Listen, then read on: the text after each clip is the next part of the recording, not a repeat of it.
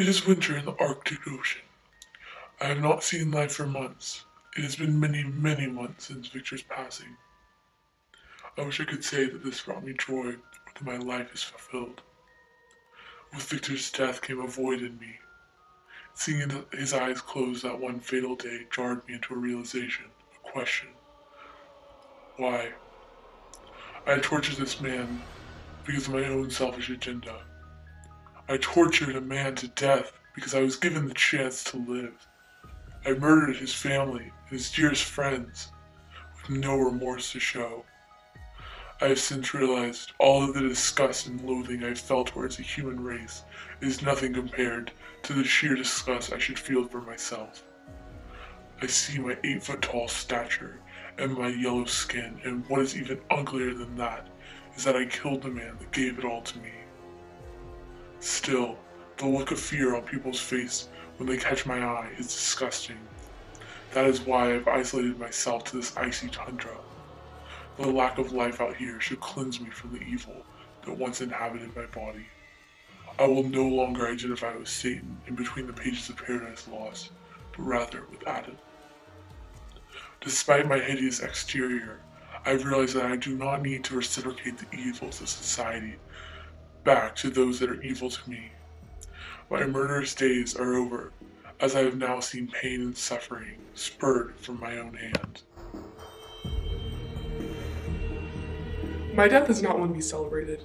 The end of my life is spent sailing through freezing water and icy winds, just to end up dying. I killed all of those who had ever loved me, therefore destroying every remnant of happiness in my life.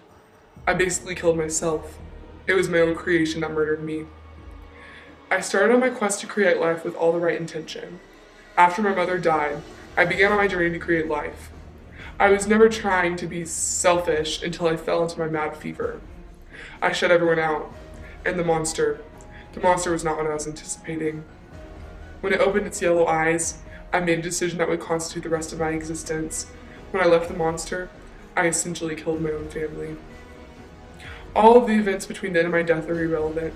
The details, such as how I ran into the monster at Mont Blanc, or how I threw away my almost created lover for the monster, are not important anymore. What is important is that Elizabeth, Justine, William, Alphonse, and Henry Clerval are all dead. My lover, a dear nanny, my brother, my father, and my best friend were all murdered in cold blood.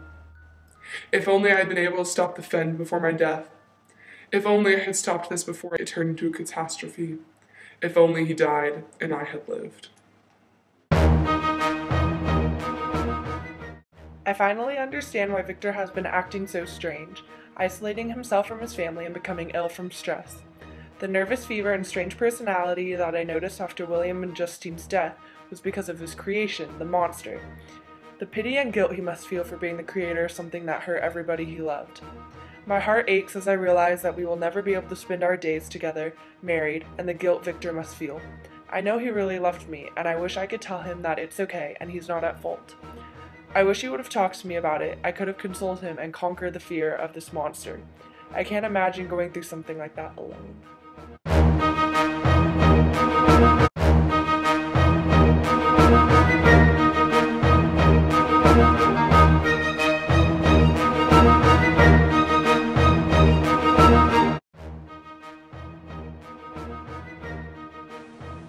Glory.